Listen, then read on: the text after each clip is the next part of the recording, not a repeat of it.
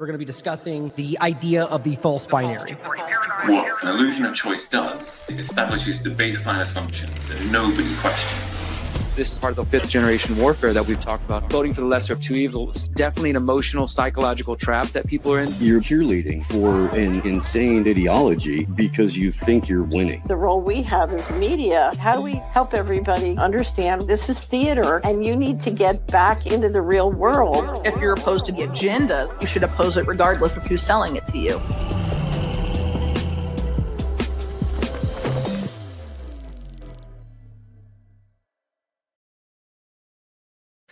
Welcome to the Independent Media Alliance. We have a great panel set up today to discuss digital ID. I was recently discussing this morning or today in general, that I think why this is so important. It is, as we've all pointed out, is the connective tissue between kind of where this is going and where we are. And so Hakeem had pointed out, he had a great presentation that he'd been working on around digital ID, kind of started the conversation again for us to kind of come together and discuss where it is, where it's going, the issue that it's become. So thank you all for being here. Did you want to go around and introduce again, or do you want to jump right into it? I'm Derrick, Broze of the Conscious Resistance.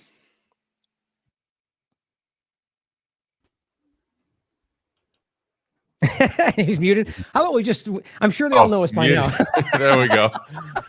maybe introduce ourselves. I'm Hakeem, and I forget that I'm muted sometimes. Hakeem of T-Bot, Take Back Our Tech, and Above Phone. James Corbett, CorbettReport.com. Steve Poikonen and Wakeup, Slow News Day. Yeah, I'm skipping that next time.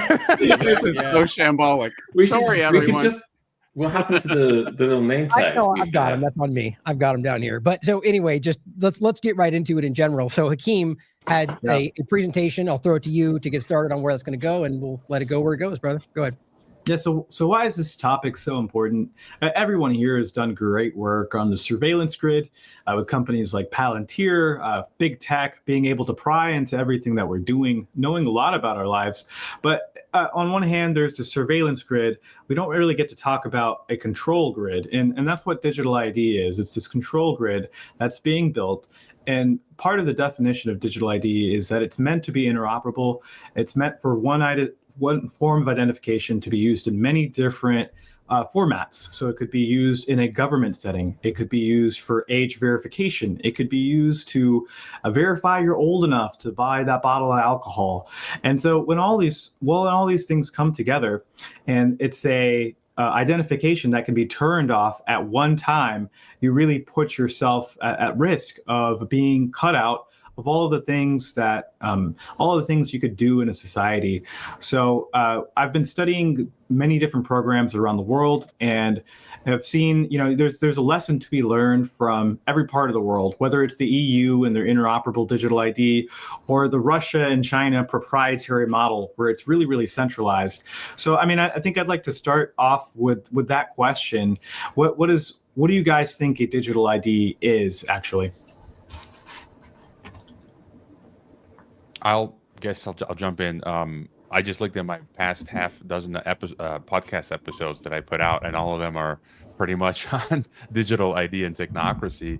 And I realized, as all of you guys are saying, this seems to be the most important topic. And I think it's like, to use for my past guests, we got Pat Wood, technocracy, algorithm ghetto. And I think it's like the most totalitarian construct we've ever seen in human history. So effectively, digital ID means all your physical activity permissions will be put on a platform that we don't control, and it's going to be a total checkpoint society from the tiniest thing of buying a cup of coffee to the biggest thing, to getting married, to buying a home.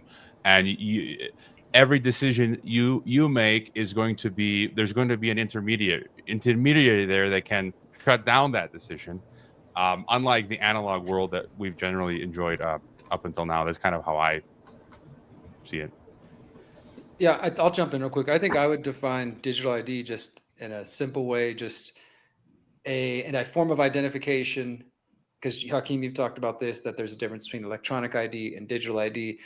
So I would say a form of identification that uses interconnected databases, obviously the internet, and typically involves biometrics, whether that's fingerprint scanning, retina scanning, the face print, potentially voice print in the future as well.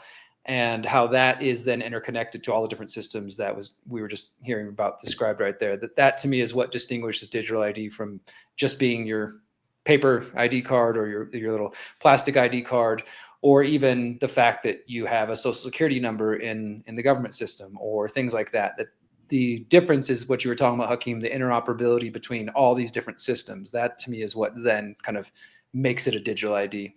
I'll jump off on the back of that, Derrick, because I agree exactly what Derrick said. I completely agree. But just to overlap a point that I think is relevant, I think it's actually real. I'm glad you said that as well, Hakeem, the point of the difference, because it can be, all of a sudden people just are hating everything electronic, or however that works. It becomes kind of an all-encompassing idea. But I'll point out that I think the definition might be different, which is kind of what we're highlighting it to the average person. My opinion, to what most people think they're fighting or worried about is what Hrvoje was pointing out, where it goes, and just really your digital online electronic representation of who you are that can be shut off, altered, affected, like that you don't have control over. All those points kind of together. But I do think that to the average person, it really just is sort of an online representation as opposed to your physical representation of it. That's just obviously more manipulated. But the point is that there's the interoperability of all of it is what builds the control structure. So I think it's a really great place to start. So let's keep going. Who's next? Jump in. Well, it's going to be marketed as a one-click or one download passport.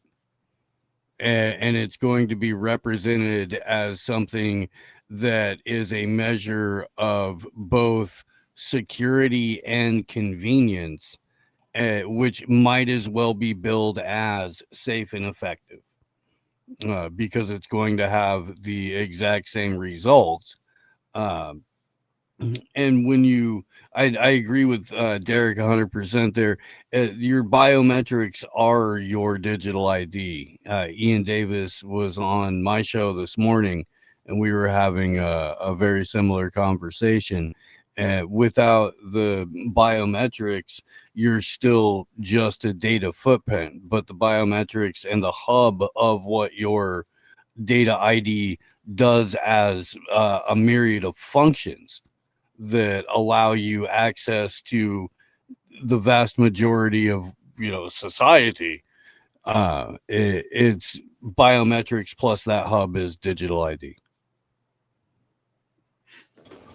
I would say that to me, it is that nexus of the digital ID with the digital public infrastructure that really makes it into a key component of the control grid that Hakeem was talking about. Because the digital ID by itself, if it was only used for interactions with government services, like that was the only thing that it was for, that would be bad enough, because even then, why does, someone in the whatever department need to know about my medical history or whatever, which is gradually starting to happen here in Japan.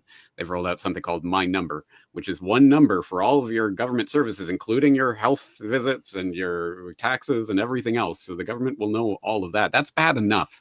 But then when it is connected into a digital public infrastructure, which means that every time you do a financial transaction online, for example, if you're bringing in that digital ID, suddenly, as has been said, there is a third-party intermediary in every transaction, every interaction that you are having, and that intermediary is the government. And when and if, let's just imagine if some authoritarian got into a position of power somewhere, I know we have to use our imagination for that, but if they did, and if they decided you were a security threat, they could shut off your access to everything digital, which is increasingly everything, because everything is going digital. So that, to me, is the nightmare part of the scenario. It's not just the digital ID itself. It's the fact that that will be the key that will fit all of these various locks to every asset, every aspect of your life and financial transactions and everything else. It's interesting the way you just said that is, so it's, the difference is like, so it's the system that's building into, right? But so you could argue the digital ID itself, like we know exists in some way today, but it's that connection of those two that make it nefarious. But I agree that even the idea that you have to go through that with any kind of structure shouldn't be something liberty-seeking people want. I thought of something that Steve brought in that was interesting. The clicking, there's the idea of like the no-click fish, like what's it? What am I talking about? Passwordless. Yeah, like infiltration stuff. Like, so I'm trying to think of the word for it, but like not phishing stuff, but like scams like that. Israel has this like stuff. The no click, the zero click hacks. Yeah, right. Where suddenly you don't even have to engage with it. Zero-day So exploits. point that makes that insane. I just want to include that. That's a little extension. Go ahead. Yeah. Well, like you take the question, what is digital ID? And I would say there's actually potentially two, maybe three answers to that, because there's the practical answer, which is the technological advance that would allow surveillance to a point that isn't really been precedented in all of human history. But there's also what is digital ID? It is a psychological propaganda campaign, because the two don't exist together necessarily. Like, there is the selling of it, which is more about customizing people with the idea, and not just the idea of the digital ID, because, and this is something that Ian has covered, the digital ID can exist conceptually without a name, and the infrastructure is there and they will use it, whether or not they're telling you they're using it. And there is also you know what, guys, you should have a digital ID, you should have a card, and you should carry it around with you all the time, and you show it to anybody that asks to see it. And that's an important aspect of it. Not so much the thing itself as customizing people to the thing itself. That's a really good point, and I think everyone here nailed it. Those are, it can shift forms, this digital ID, right? It could be you don't need an app on your phone. You could access it just through the web browser. In fact, that's the main way it's used in South America. They don't have digital ID apps. ID Uruguay is the most of the largest digital ID system where they actually act as a broker, but that's all through the web browser. So even in countries where not everyone has a phone yet, that's the way to do it. So it does shape shift and takes different forms. And I think everyone here is been watching the news, and it's been interesting to see the different countries and the approaches they take to it. You see countries, you see the UK Prime Minister just going the Hail Mary, and he telegraphs a move that's not happening for 4 years, right? It's 2029 is the date. You'll need it by 2029. And so it's this date really far in the future, which gets a lot of people angry. And then you have places like the EU where they have a plan in place. It's written into law that it's voluntary. People will never have to use the digital ID if they don't want to. But we kind of know why that's disingenuous a bit. So I think it'd be interesting to talk about, what are the different responses that you've seen with governments trying to get people to adopt this program? And do you think that's been beneficial or not beneficial for their objective? I'll start with the COVID overlap, since I felt like you touched on that I think that's important to consider, that this, whether they say it's your choice or not, they coerce you into it societally, circumstantially, so that's important to think about. And I think to your point, I think obviously, the way I see it is that just like with COVID, the same thing today, it's very overzealous. I tend to think that's because there's an agenda, there's a timeline, at least they perceive something's making them feel like they need to get it done by a certain time. So I would argue that what they've been doing in their effort to try to push that has actually caused an amazing amount of pushback to it, which I'm very happy to see. That's how I would read it. Yeah, maybe I just wanted to give some recent examples to maybe for people like listening who don't think this is a big deal for it to really hit home. And just today, in the U.S., this story I shared the link about the DHS now wanting to collect biometric data, not only from immigrants, we've heard that story, but now it says for even U.S. citizens that are sponsoring immigrants to the U.S., trying to get them visa, green card. And I don't have any immediate. My wife is only a Mexican citizen, so I had no plans. But I thought maybe someday, if we move to the U.S., I'll have to go to the process to petition her to become a citizen. This means now that the DHS is going to say, Hrvoje, to make your wife legal, we need your DNA and biometrics. So now I'm put in this position, like I don't have a choice. So. You want your wife to live you want to live in America with your family legally? Give up your DNA. If not, sorry. It's like a great example, Ryan, of I'm coerced. So what am I going to do now? I got no idea. Getting through to you through your family. Yeah. I'm glad you shared that link, brother. I just wanted to add to that just while we're talking about the U.S. for those, because I know we have a lot of people listening in the U.S.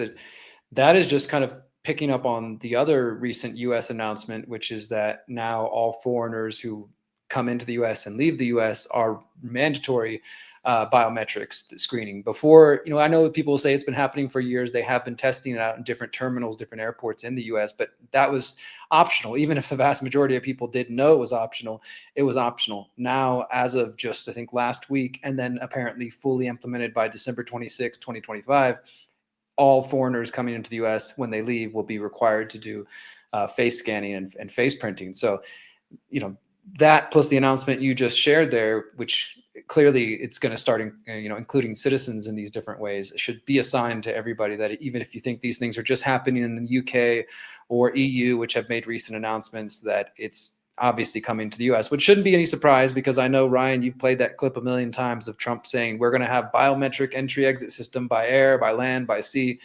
But just to kind of reemphasize the point that it's happening right now. This is, part of Agenda 2030. We're about to be into 2026. It shouldn't be a surprise that these agendas are moving forward.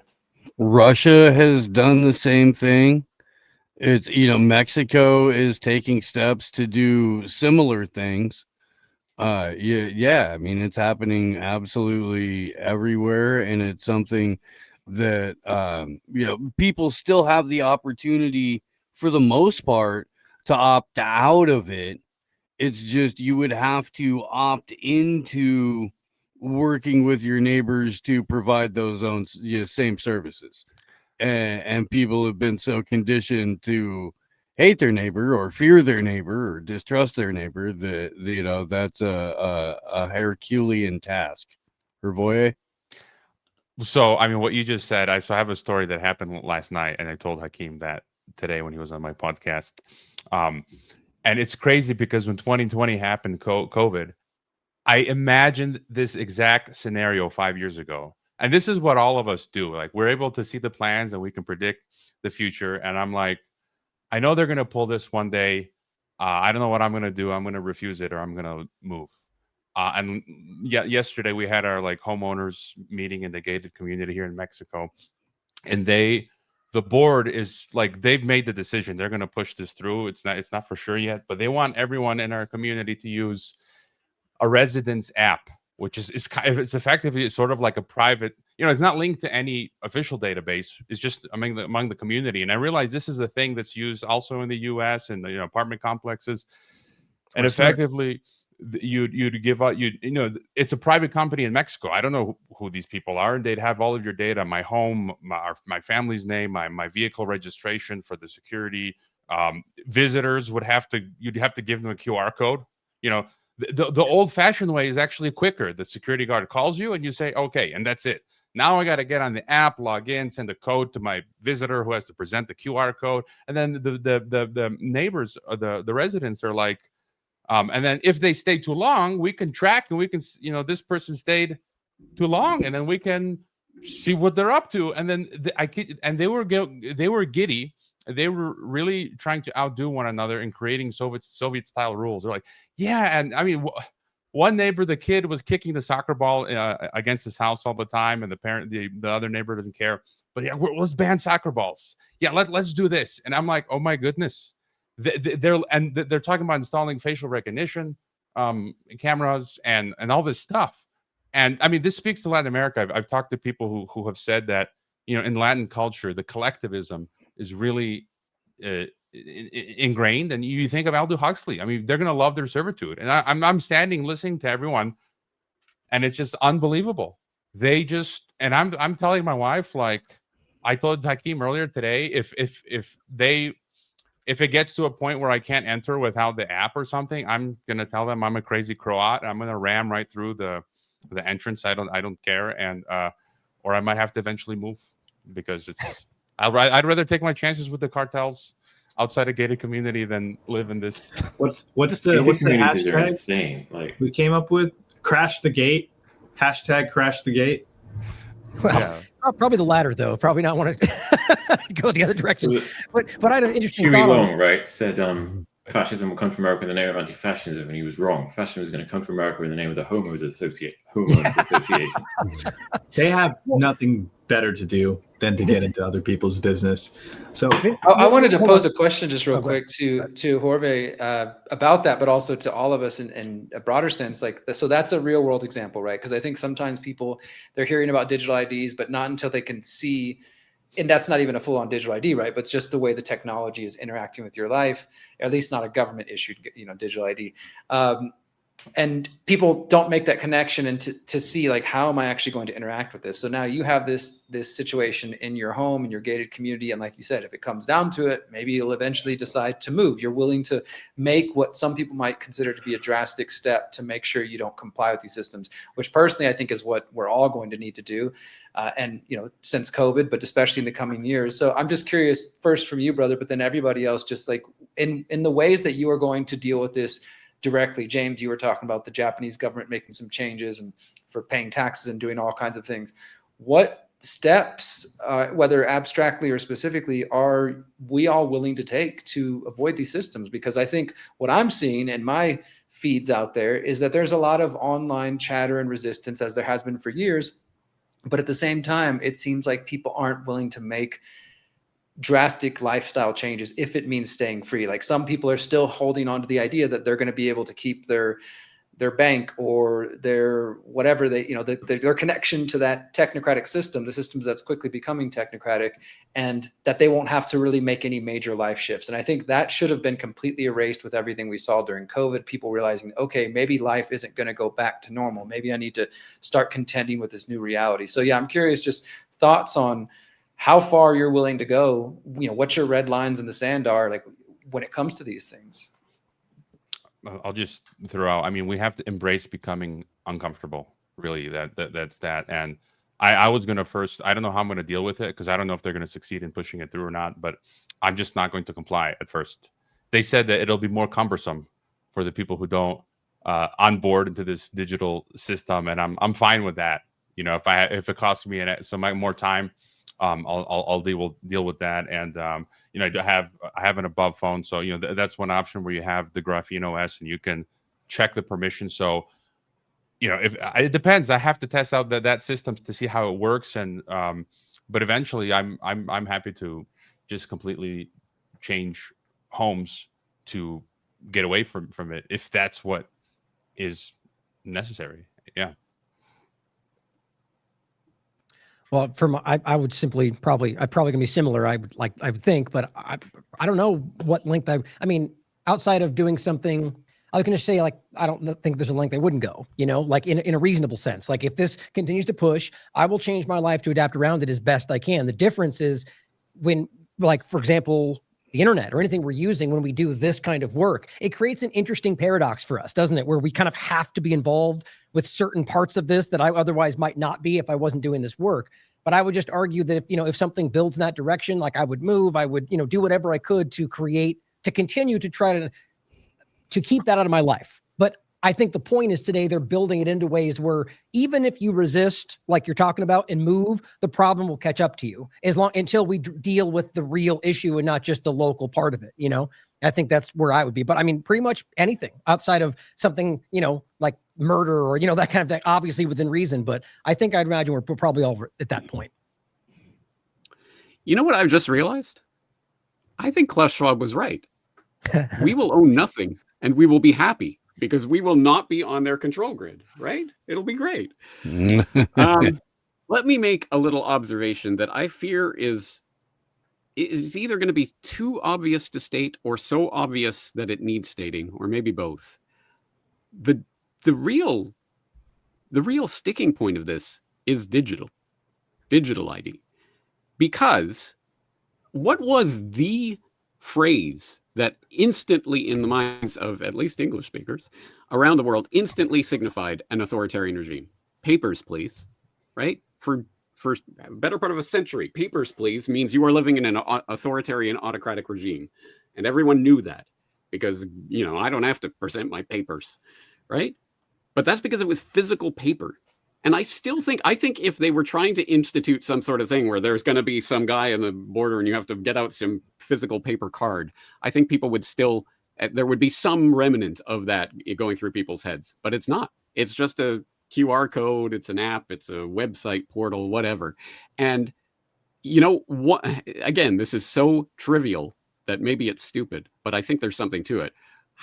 Since the time we all got online and started using software in our childhoods, what is the thing we've done more on computers than anything else? Agree. Agree to terms of service. Agree. Don't even read them. Who cares? Whatever. Agree, just to use the thing. This is exactly that. We have been trained our entire lives digitally to just agree, whatever. Okay, done. And this is the next implementation of that. I'm just going to give my papers. Anyway, I'm sorry, Derrick, that does not answer your question. But I guess, I don't know if you want to use the term black-pilled or pessimistic or whatever, but I do not see a way this is going to stop on the societal scale. I think there will be. I don't either. But Yeah. I'm curious though, James, for you, what about like individually? I mean, without, you know, What's the line in the sand? I mean, yeah, I've always said at the point where I'm going to have to like give my retina scan and fingerprint or whatever to get online, I guess I'll just be offline. So would we all choose to not broadcast if and when the internet IDs come? You know, like what are we going to do? Are we going to broadcast on the dark web? Let's give them ideas, right? We can get rid of all the defense just by implementing. Let's talk about that though. That opens up like an interesting philosophical question about the nature of ethics, though, doesn't it? Yeah. Because like at that point, are you putting your principles ahead of the good you could do if you give up on your principles? Right. Listen, if they put the internet above my head, I'll give them my ring finger and my thumb. But that's it. And they're going to have to try and prove like I committed a murder like this.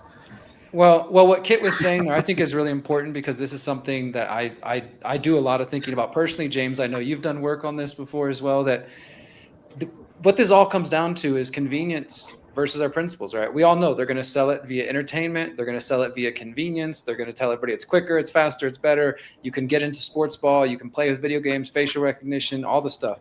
We see states and countries already testing out internet IDs in terms of people being able to access pornography, for example. Like that's how it starts. We got to protect the kids. So you now have to do a face, selfie or something if you want to look at this porn site. And that's one way that it starts, where people start having to do that just to get online.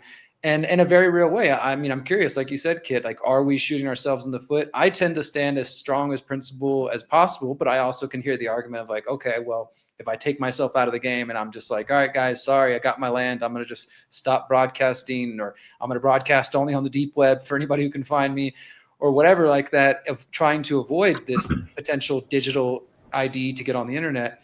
I don't know. I think at the same time, it would send a negative message to our audiences for them all to see it, for whatever influence we might have, for them all to see, oh my God, James is complying, Ryan's complying. Like they're just doing it because they want to keep broadcasting on YouTube. Like, oh man, what was all this 20 years worth of work about? Now they're just doing it. Right. Well, this is where this becomes such an important point. Go ahead, Hakeem. Go ahead. I just want to say that the hypotheticals are really, really challenging because we don't know the situations. I think for me, I've tried to think about it practically.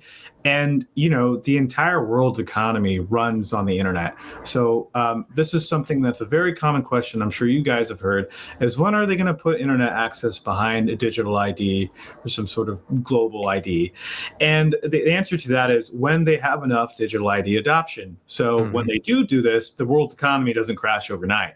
So like that's in my report, I try to classify different ID programs by 60%. If 60% of people have it, then it's easy enough. I call it complete because at that time you can just coerce the rest of the 40%. They can't comply, and they're cut off from the rest of the 60% of society. And you can argue what that number is, but so I do think the internet is maybe one of the last stages of the digital ID wall or the digital fracturing. And so it only will get there if adoption goes really, really well. There's also that other aspect of the internet is such a useful tool. It maybe doesn't make sense for them to cut off some people from the internet. Wouldn't they much rather be, knowing what you're doing or knowing what you're doing online? That's well, even if we use a different example, like let's say biometrics to get on a plane, which is becoming pretty much standard many, many places, right? Like I have a passport. It's the only ID I have. It expires in 2028. I don't know what I'm going to do, but if things continue in this direction, I'm pretty much willing to give up traveling by flight. A lot of people Yeah. stopped because of TSA long ago. Others have, they already had a line in the sand. They're like, I'm not going to put up with that.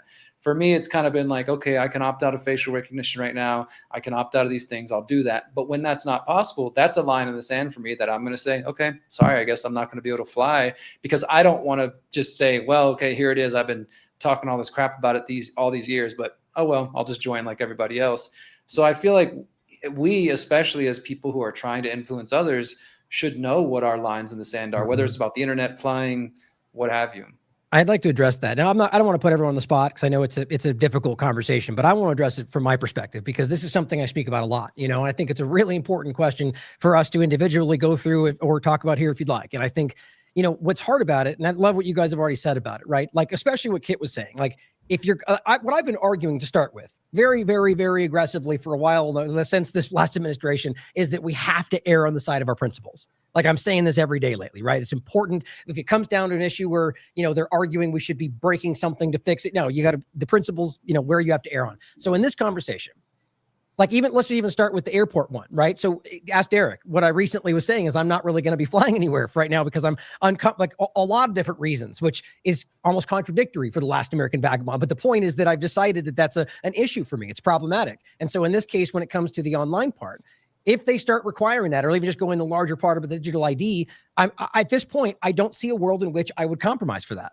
But, like, that's where I'm standing right now. Like, that's where I'm at. I think that's important. But to consider and to agree with where Hakeem is pointing out, we don't know the circumstances of that moment. As it is now, there's no way I'm doing that. I've said that many times with Twitter. If they start asking me for facial prints, I'm not doing that. Which is going to be, there's a lot of engagement right there that we're going to lose. But when it comes to, like what Kit was saying, so what if there's a part where you are losing out on reaching people because you do that, and that's where the issue becomes a problem, right? Because you can argue today that, like, what they're doing, maybe we can break the Constitution to really bring it back into play, and it's the point is you don't know the unknown in the future. But I'm of the mind that I think, and this is my argument, that I think where we are, not in every sense in history, but because of the way the world is now, the way it's being used, that we have to err on that we have to put our, but like to Derrick's point, we would, speaking for myself, I would do everything I could to continue to find ways to put work out. And maybe there's the solution is that we would just have to find another workaround,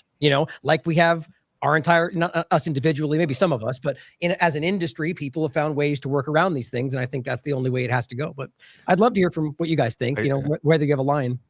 Go ahead, man. Just real quick. My line in the sand is a bit different. So, for example, I think there's a bit more wiggle room, and for a lot of these things that we're talking about, I think for many of us, we don't really know how we're going to react until we get to that checkpoint. We think maybe now we imagined, but it's not. Like last night when I had this experience, and my line in the sand, I could still see me, because I've already given, in a number of places, my fingerprints to Mexican authorities or US or EU. I feel like that's already blown past. There are some definite things like vaccination. I will not be injected no matter what. If that means my father is dying and I can't see him, I'm not going to commit suicide to go see my dying. It'd be like two negatives, so I'm definitely not going to do that. But for me, the real line in the sand is like, I might go along. I might do the biometric to log on to the ID, to log on to the internet. But for me, the line in the sand is the thought crime, the digital gulag. Like, the line in the sand is like, okay, I've used my biometrics, I've logged my digital ID to get on the internet. But if you say this, you're going to be blocked, or you're going to lose so many social credit points. That's where I'm not going to adhere to that. So I kind of want to get thrown in the digital gulag. You get what I'm saying? Yeah, like but what's interesting to me, though, is that seems like the inevitable when you end up in that position, because now they have that control, and so you'll just vanish either way. Like, I would read it, but I take your point. Anybody else want to comment? Well, I think Hakeem was right, though, that I don't think they ever would limit access to the internet. I happen to agree with that. It's too important if they want to keep an eye on everybody, so they'll give you a way in if you don't like to the internet access alone. Yeah. No, I think they would pull the trigger if they could. And I think they're happy to let the vagabonds be vagabonds, who can then be tracked by the fact that they're not. They are not on the system. That's a good point. I had a really important point that just absolutely escaped me. So, Well, James, maybe I can help bring it up. I was going to just mention, James, that you already make certain exceptions or certain lines in the sand that others that was here don't. actually what I was going to say. Yeah. You're not on Twitter. You're not on all these places we are. Okay. So for example, so yes, again, it's so piecemeal and there's so many different parts to it. I am a foreign resident in Japan, which means that every time I come into the country, I have to give my digital fingerprints. No exception. If I ever want to leave or come back to Japan ever again, I have to give my fingerprints. And so I have done that many times.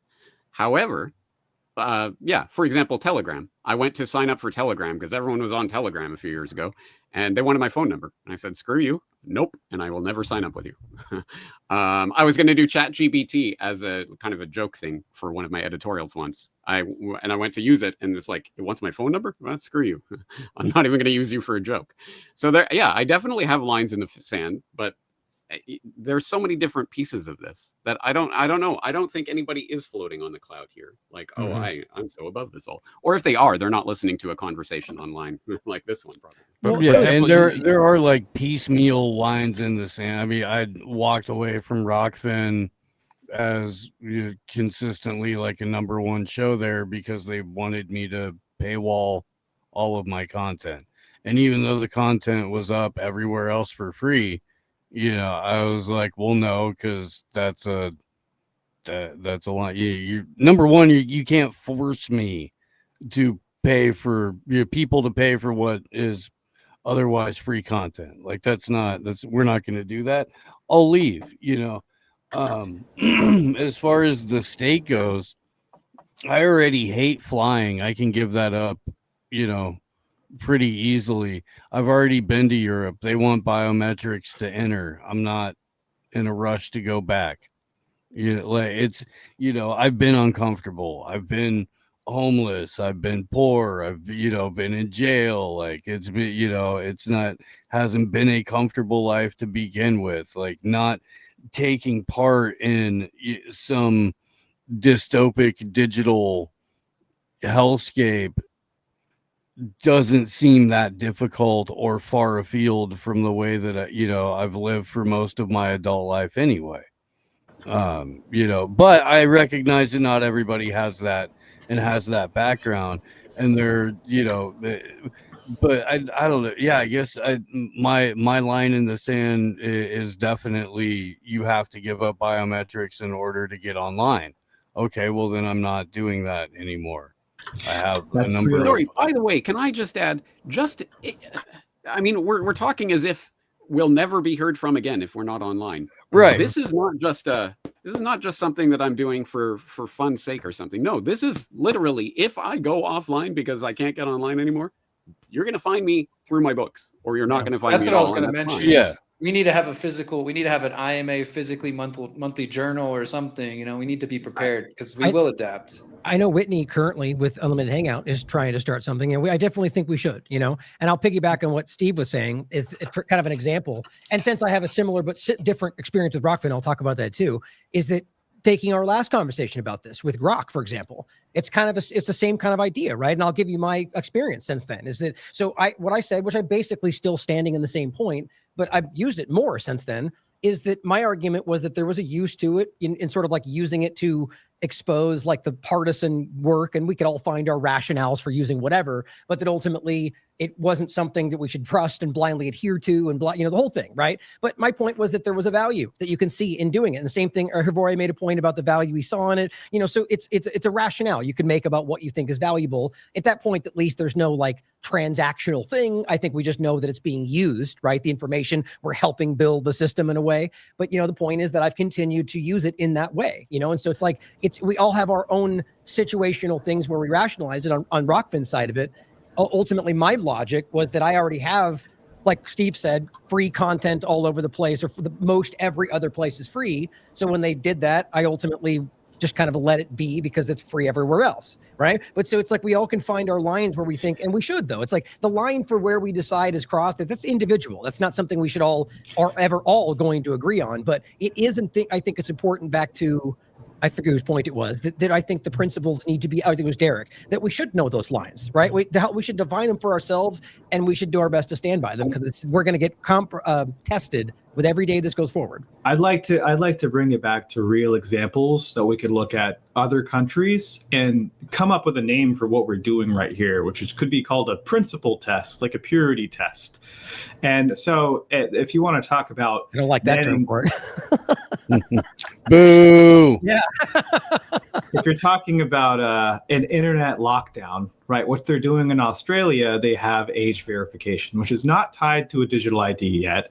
But in their committee meetings, they talk about how digital ID would be perfect for it. They just simply haven't pulled that legislative trigger yet.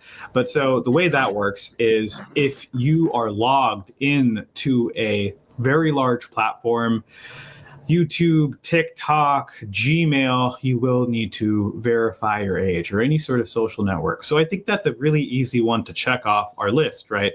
We're obviously not going to verify ourselves biometrically for that. I think that's a very low at the totem pole. Travel is probably somewhere higher than that. We're already seeing that in the EU, in the US, and I think we can all agree it's not a black or white situation. It's more like, all right, I'm not going to travel to these parts of the world anymore. I'm going to try and travel personally. I'm going to try and travel as much as I can before it's everywhere. And then, yes, you really have to make sure you have a home base. But you went to Japan recently, right? I went to Japan and I talked to the gate agent, and it was really fun because I looked like a mess. So I didn't have, there was no computers there, right? There was no biometric scanning. They do ask you, and it was really funny because I looked tired, and he was super diligent at his job. So I just did like a kawaii Japanese thing. I was like, oh, look at me. And he laughed really hard.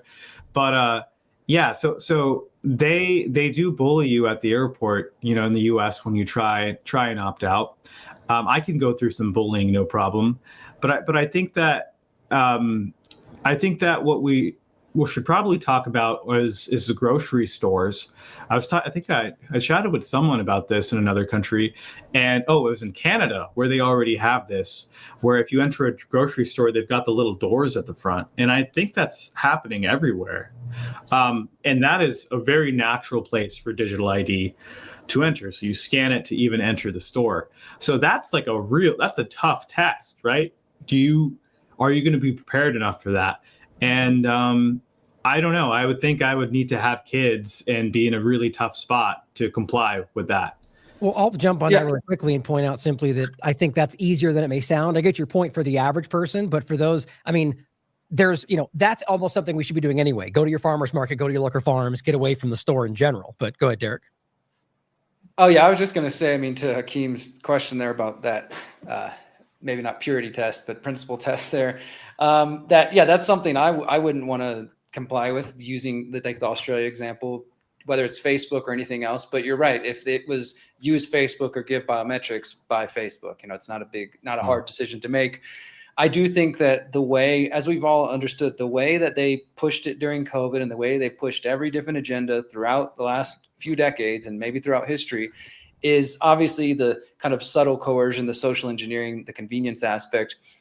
I think that maybe even some here underestimate the amount of people who comply with things. I do think that an internet ID will eventually roll out, maybe nationwide, not necessarily a worldwide internet ID, but they could find ways to start on the national level, which they're already doing. So for example, to access certain government websites, they're already starting to make it where you have to have some form of QR code on your phone or things like that. And they claim, well, there will be exceptions for the small percentage of the population that's not on smartphones.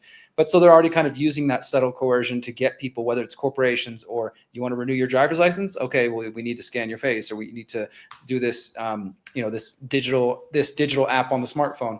So I think a lot of people will comply, and mostly because not just the convenience thing, but because people are not preparing. No matter how many hundreds of thousands of hours people have listened to our podcasts or documentaries or books, people still aren't taking action. At least that's just kind of what I see. And that's maybe on the more pessimistic, like James was saying, a little black-pilled view, that I think a lot of people are watching this happen. Like, I mean, I think it was your phrase that you coined originally, James, the infotainment, conspiratainment. That's kind of how I still see people looking at this. And maybe now it's getting a little more real because the announcements are coming more rapidly, but it still feels like people think they're just watching a TV show and not thinking about, okay, how am I actually going to respond to this if it comes to the grocery store, if it comes to the internet, if it comes to the airports.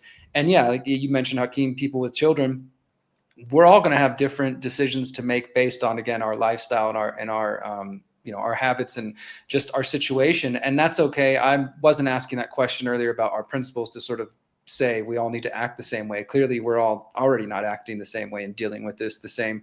But if we don't even have that conversation and start thinking about it, then all of a sudden when it happens, maybe you're just going to comply because you haven't given it a second thought, because you haven't started visiting the local farmers markets and building those relationships. That's the other point I just want to make real quick, is that I think establishing community relationships, whether it's like in your situation, Hrvoje, with the HOA, trying to talk to your neighbors and say like, hey, maybe we need to make an exception for people like me, or trying to build these relationships is going to be increasingly important, because I don't think us in our isolated little silos talking about this on the internet are going to stop it. Like, we have to be able to come together, both to try to slow it down or to have solutions. Go ahead, James. Absolutely. And let me just put a quick plug in for Hakeem's latest T-Bot episode. I was just starting to watch that, and I saw you were plugging the community gardens websites with the maps and everything, showing people how they can connect to their local area. Because I'm sure we all hear it. I hear it from my audience all the time, but there's nobody in my area.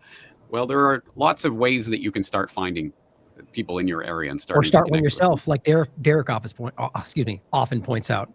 If you don't have it in your area, start it yourself. Go ahead. Sorry. I thanks for mentioning that, James. Yeah, I mean, that was through the Freedom Cell Network where I understood the power of a map for the first time. Because yes, you can find people near you, and the interesting things about the government shutdowns right now. Yeah, 40 million Americans about to run out of benefits. There's going to be state level benefits for food stamps and things like that. But and back to Derrick's point, people don't prepare because sometimes they need the stick. Sometimes you just need a good proper kick in the ass, and that's okay. Right, we'll have different levels. So I expect that some people are going to be proactive. I mean, even us, right? Just generally speaking about content creators, I think a lot of people are talking the talk. But if push comes to shove, how ready are they? So I think it's okay for people to learn the hard way. Just I hope it's not too late for them, and I hope it's not like an overnight thing. Going back to that, though, yeah, there are a lot of resources out there, and I think that if it really happens at a wide scale, like if digital ID starts to be used in every asset of life, I think also at the same time, we're going to see societal breakdown, and it's not going to be that attractive of a system. Going back to the government shutdown, TSA is right now working in America without pay. Dude, they are so grumpy, bro. It's kind of hilarious, honestly. They're very, very grumpy. I've talked to them a little bit. And they're just telling me, yeah, no one's showing up for work. Everyone is calling in sick. So these systems are actually really, really fragile. They need people to perpetuate them. And hopefully maybe this is what it's going to be. They'll roll out digital ID. There is going to be a mass negative response, and it falls apart on its own. That is the best case scenario for this thing, in my opinion. Now, it's almost like somebody wants to crash these systems purposefully in order to rebuild them. Maybe a digital ID might even be the best way to distribute SNAP benefits. I love thoughts like that. Like they take it to the level. They absolutely will do that. But there is an element of that, of like deliberate sabotage to bring things down. But I think you can also take a bit of comfort from, like, if you take like true crime programs where you see some guy kills his wife and they find out on his computer 10 days before he did it, he was Googling how to kill your wife and get away with it. And that literally does happen, because there is a limitation to the psychopathic mind. There is a lack of imagination and a lack of foresight. And if you extrapolate that out to systems, these psychopathic systems have that same limitation, and they can collapse through that. I mean, remember the European blackouts? Just whatever, last spring or whatever? And there was mass blackouts, and people are like, oh my God, suddenly we can't buy or sell anything. Wow, maybe we need some physical way of doing this instead of all digital. And it's going to happen when and if they roll out the digital ID in a big way. There will be like a blackout for a day or two, and suddenly people will be like, "Oh, we can't do anything." No, Wow, I wonder if we paper. should have some other way. I You gave had me an some article ideas. on my show this week about dumb homes as a new thing that people are doing now, where it's a wave of people who are unteching their house and their lives, and that's like it's becoming a popular movement. They're talking about how the Gen Alpha or their kids is probably going to be the least tech savvy generation in a couple, because they're all kind of moving in reverse away from it. There's a natural rejection of this that's taking place, I don't know, on a subconscious or spiritual level for, I mean, tens of millions of people. And I think, I don't know, I see it, I recognize it. I also have a 13-year-old. Well, to Derrick's point, I agree completely, but I think both those things exist at the same time. Like, I think, my opinion is that everybody can see this for the most part. The question is, are they actually taking action in their lives to change anything?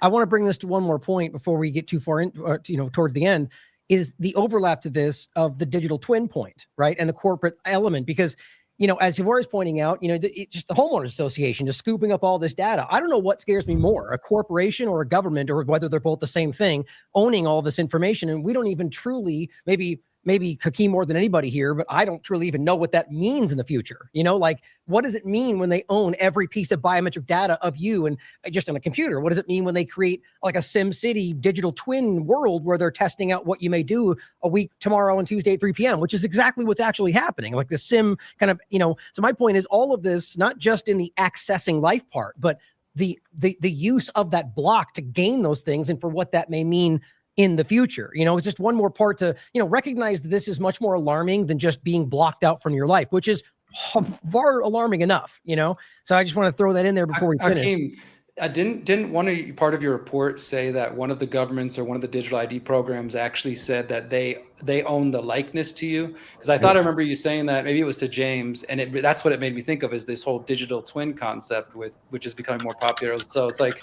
if they believe they own your literal likeness and they have all your biometrics and who knows whatever else, what does that mean for them recreating you in the digital space and that whole digital twin conversation Ryan's talking about? But that's what first came to mind when I heard you say that. And they own, and possibly with the overlap of your genetic, your patent on your body because of the COVID-19 injection, like just ideas, like the idea that if they alter you genetically, like a Monsanto seed, that they can argue they own that change. This is not that crazy of an idea when you look at the way it's gone. Combine those together, and that becomes even more alarming. Hakeem, go ahead. I know your thought on this. Yeah. So yes, once you give them your biometrics, it's like they have like ownership of your likeness, because they could take that biometric data, they could share it, right? Like Five Eyes is still a thing. Those data sharing agreements still apply, whether it's online surveillance or whether it's biometric, whether it's your biometrics. And so they can still continue to do stuff with them. And I think that Russia's case is, where they are able to integrate biometrics into the CCTV cameras so they can use facial detection is a really it's the most scary example of that. Also, going back full circle, we talked about how interoperability is one of the most important features of these systems. I do think we will reach a time where most countries will converge on a single tech specification, and I think that'll probably be verified credentials from the www consortium. So that's in the report. I really think, as a journalist, this is worth just checking out the tech spec to see what it looks like. It's not black magic. Like, you guys can also play around with this. We can make this is worth closing on. Kim Cameron, who came up with this idea of digital identity, him and the people who are working on this idea, they had this idea of sovereign self-identity, and it was about someone issuing their own identity. And it kind of made it seem like that word, and specifically some of the things he was saying in his report, it kind of made it sound good, as in, you're the one who could issue your identity and you had complete control of it. where was I going with this? I was going with this is there a alternate or competing form of identity we could provide, or we should provide? Because if we're moving into the counter economy, we're letting go of grocery stores, banks, and all of that. We're going to need a trust and reputation system for ourselves. So I think that's interesting there. Like we could technically, because this technology is out there, verified credentials, you could issue your own IDs. You could build software around it. I mean, I've had the thought in my mind, but I honestly don't know. What do you guys think? Is it useful or is it not? Let me just say right off the bat, Hakeem, you're exactly right. Because, and here's the example that we can cite, and this may not be the best one, but it is a one. We do not need governments in order to steward over some identification system for us. We can do it ourselves. And here's an example. Remember eBay, and I don't even mean whatever it is today, but 20, 25 years ago when people were using it to buy and sell things online, you had no idea who's on the other end of that transaction or whether they're going to be able to fulfill that, or whether it's a total scam or what have you.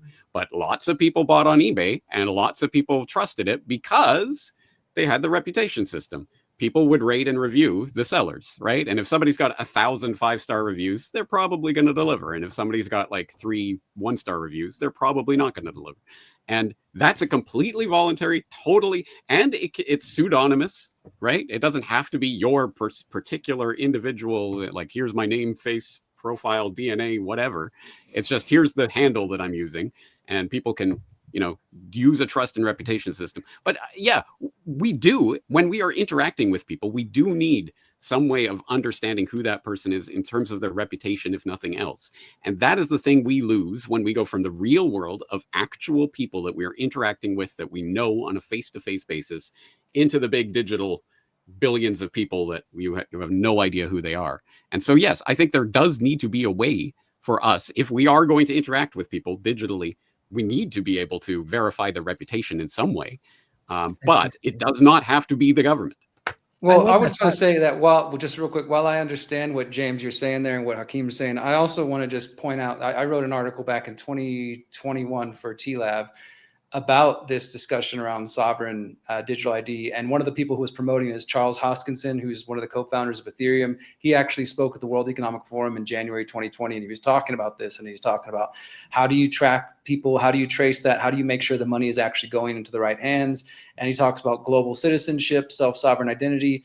So again, I think there's potential to what's happening there, but then I also pointed out that as far back as 2018, IBM partnered with something called the Sovereign Foundation, which is also a partner with the World Economic Forum, and they are aligned with the United Nations Development Goals. So I guess my concern is that there is also going to be an effort by they, them, those to co-opt this language and co-opt this idea of our sovereign ID. And personally, for me, I'm okay with just, I get in the digital space you were describing, James, in terms of reputation and how that could be, valuable. But I feel like, I don't know, I guess just like, because for example, I've seen some communities, I'm building an intentional community. I've seen some intentional communities say, we're going to put our entire community on the blockchain. We're going to have our own internal digital ID for whatever use cases. And I guess and I don't see the value in that. Now, maybe in the broader picture, like you were saying on the internet or something, but to me, I'm just like, why, if I need an ID, can I still just use a piece of plastic or a piece of paper? Like I'm very wary, I guess, of that co-opting of that language. Oh, I'll add to that because that's kind of where my mind was going, is that what Hakeem was saying is really interesting. And I appreciate James' addition to that because it goes in a different direction, which that makes sense. But so what Derrick was hinting at, I think, is that, clearly people are going to push back. So there's going to be, at least, I would argue, whether they manipulate or not, somebody out there is going to go, here's something like, this is what I thought is the possibility in this. Here's something you can use to pirate the system, right? Here's your fake digital ID that you can use to get inside and be able to broadcast. Isn't that kind of what we're doing with Corbett, with our YouTube pirate streams? It's like we're finding a way to circumvent it. So we're not complying, but we're still working through the system.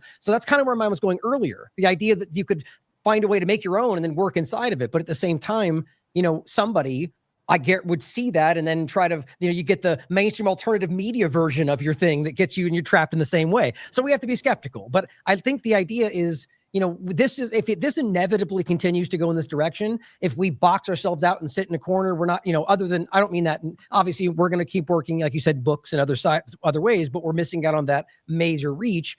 there will inevitably become an effort, if it's possible, to sort of hack your way through. And I think that makes sense with the way things have always gone in the past. I just think that's an interesting thought. So thank you for bringing that up, Hakeem. Bring on the cypherpunk future. That's where they're pushing it, But this is just an interesting little tidbit.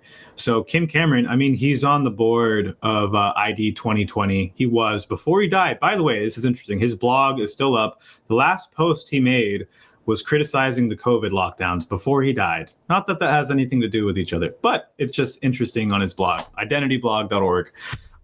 But it was really funny because he used this term sovereign self-identity.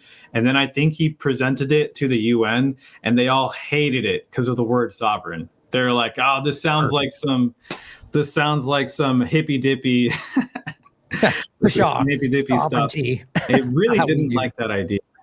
But Derrick is right. They will try to co-opt that language exactly as they have with everything else. Sustainability, for example. I mean, there's the concept is fine. It's the way, what they mean by it and the way they have corrupted it, right? But again, on top of that, you could argue there's going to be somebody who doesn't just use the language, but literally make something that appears to be the way you hack into it. But that's the trap in and of itself. Like what's a good example of that today? I can't think of anything. I know there's some kind of an overlap like that. It would be like a privacy front end to X or Facebook like the privacy phone sold by Eric Prince. Thank you. Exactly. Yeah, that's the guy. He's he's legit. No, just kidding. Don't get his phones. Like one note to add on to that. So it is possible, Ryan, and I've tossed some ideas back and forth from people who've read the spec and we'd be like, should we do this? And on one hand, it feels really weird. I don't want to just mimic them. On the other hand, you do need trust and reputation systems, but it would still work the same way. It'd be very, very similar. You could still have QR codes and all that. So that doesn't leave a good taste in people's mouths. But if we did want to build something like that, where was I going with this? I was just saying that it's possible. It's possible to do it.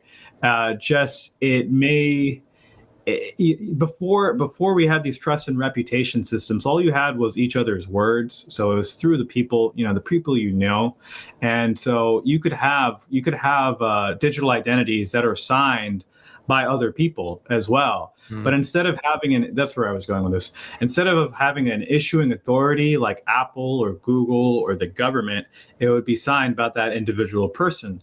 Now, you could build this theoretically. You could start using it. But the problem is that Google and Apple they don't want to let this happen. Apple is a lockdown ecosystem.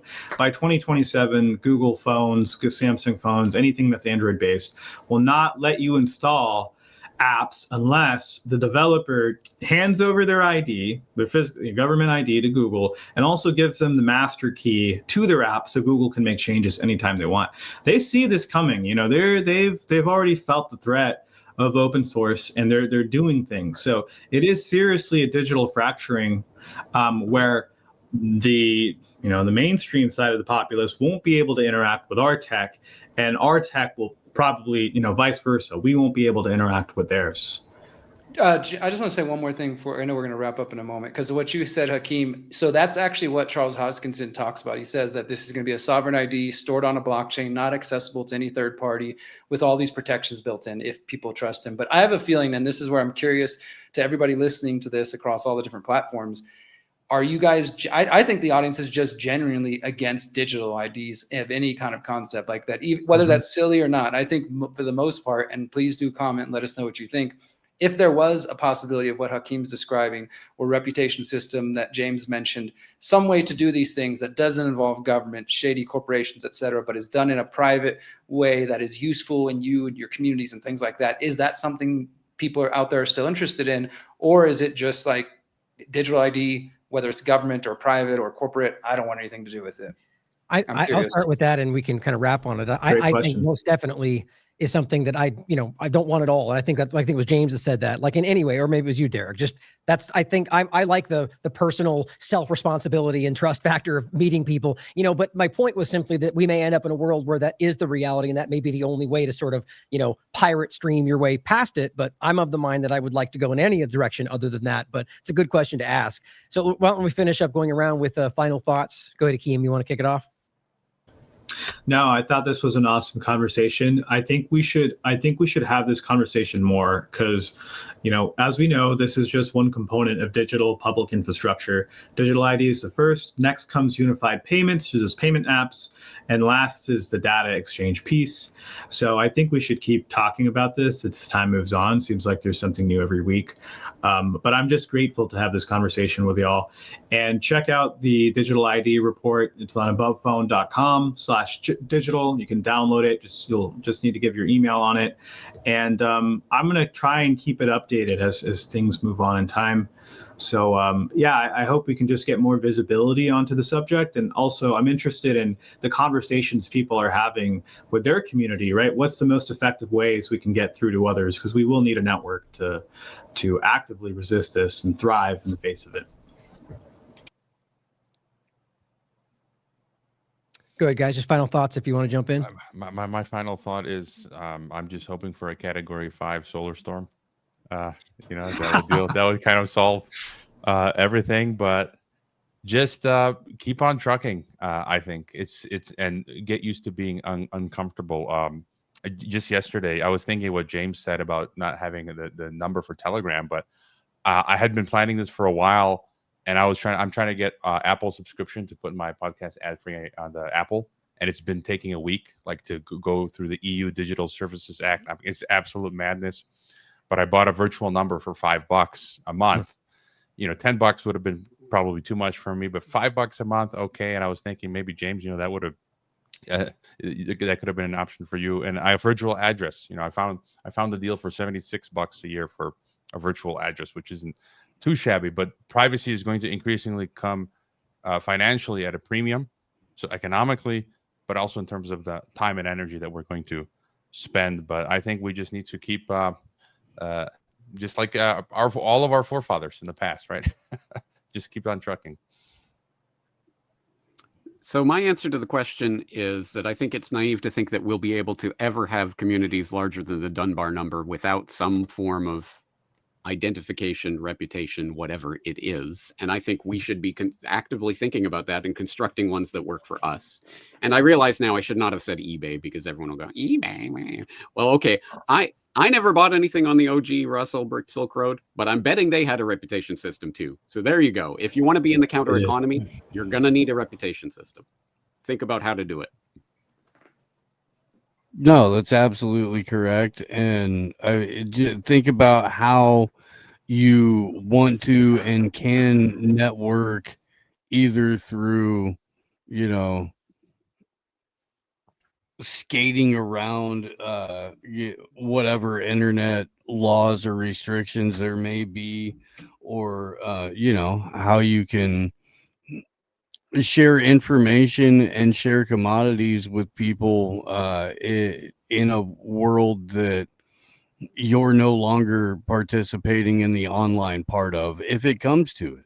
Like, all of this stuff has to be sort of planned out. You can't be just, little isolated pockets of semi-resistance. You do have to maintain connections to the broader world. So, think about how you might want to do that while you're at it. I would say that Hakeem is absolutely right. We should talk about this more because there's a lot of stuff we've barely grazed over. Like, there's the situation in the UK is just a fascinating little microcosm of this, and there's the whole concept of international interoperability, which we just glanced over again.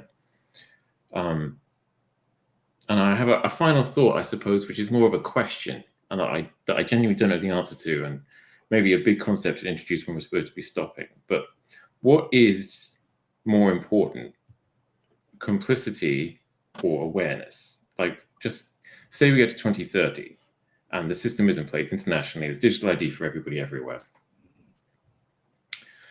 And you have two options. You can either have 90% complicity, and the 10% aren't on the internet, they're not anywhere. They're living little agrarian lives or whatever, totally separate from the digital control grid. And the 90%, 45% of the 90% are aware that the system is wrong. Or you can have 80% complicity, and the 20% have scraped off and doing their own thing. But all 80 of those 80% are totally fine with it. Which of those situations is worse? Yeah. Interesting. Yeah. Interesting I think it's thought. an interesting thing to think about. I genuinely don't know the answer. It's just something that I was thinking about. Well, that's the best kind of, it's thought provoking, and just kind of wrap up. I think that's why I think I've really enjoyed this discussion today. And I do agree, Kit. I mean, we will do more of these. I think we have one plan coming up for the general control grid with Catherine, but there are points like interoperability, like I recommend, and I'll include in the show notes, Hakeem's outline, because this is, I think, one of the central parts in it. But it's what I enjoyed today was the thought-provoking ideas that we don't all have the same opinion. We definitely see things a different way, and that's what is going to happen for each one of us as this all continues. So I really appreciated more than anything today, Derrick and Corbett, this conversation of where your line is. I think we need to reflect on that and think about where that is for each of us and what choices we're going to make. We can't wait until this is in front of you, right? Or they're demanding your papers until you make these choices. It has to happen now, and you have to plan for where that life is. Deliberately plan for where you want your life to go. Ryan, I'll just share one last thought real quick. Just reiterate what everybody said. This has been a great conversation. I hope everybody listening is taking something from it in terms of getting these thoughts in your mind, talking about this with your family, with your loved ones, with your churches, your communities, what have you, your neighborhoods, because these are conversations we need to be having. And I am sometimes black-pilled, like James was saying earlier, with like, this is going forward. There's nothing we can do to stop it. That's why I tend to focus on exit and build, try to build outside the system. I still think that for me is the path, but I recognize there's many paths. And I'll just end with one of the things my grandmother used to tell me was that as long as there's life, there's hope. And I try to remember that with everything going on. It's like, even if the cage gets tighter and tighter, if we're still breathing and we're still, as you were saying, Kit, keeping this in the consciousness and having people being aware of this, however we have to navigate that, even if it's not perfectly in line with our principles, which is going to be difficult. And I think we should still strive to stick to them, even if we end up in that place. If we're alive, if we're breathing, the resistance is still going on, and that means there's still a chance. And yet we shouldn't let it get to the point where it feels impossible to go back and to resist it, because we've all seen what past totalitarian regimes have done without any of this infrastructure. So we know what they think they can do once they have it in place. Great point, Derrick. Well, it's a good place to wrap, guys, and I hope you'll join us for the next one. There'll be plenty more coming. As always, question everything. Come to your own conclusions. Stay vigilant. In the long term, the plan is to pretty much lock up humanity in smart cities, which is kind of a superset of a 15-minute city. They've sold all the state and local governments and countries that smart cities are about sustainability and the good of the city. But in reality, the language from the UN and WEF and their white papers is all inverted. So, air monitoring is really about limiting mobility and no car ownership, right? Surveillance, control via LED grid is why the smart lighting is there. Water management is about water rationing. Noise pollution is about speed surveillance. Traffic monitoring is about limiting mobility. And then, of course, energy conservation is all about rationing heat, electricity, and gasoline. Another concept one should be familiar with is called geofencing. And think of it as an invisible fence around you where you cannot go beyond a certain point. And that will be related to your face recognition, digital identity, and access control. Your smart contracts, SoftBrick can turn off your digital currency beyond a certain point from your house. Our world has been turned into a digital panopticon. That means you can be monitored, analyzed, managed, and monetized.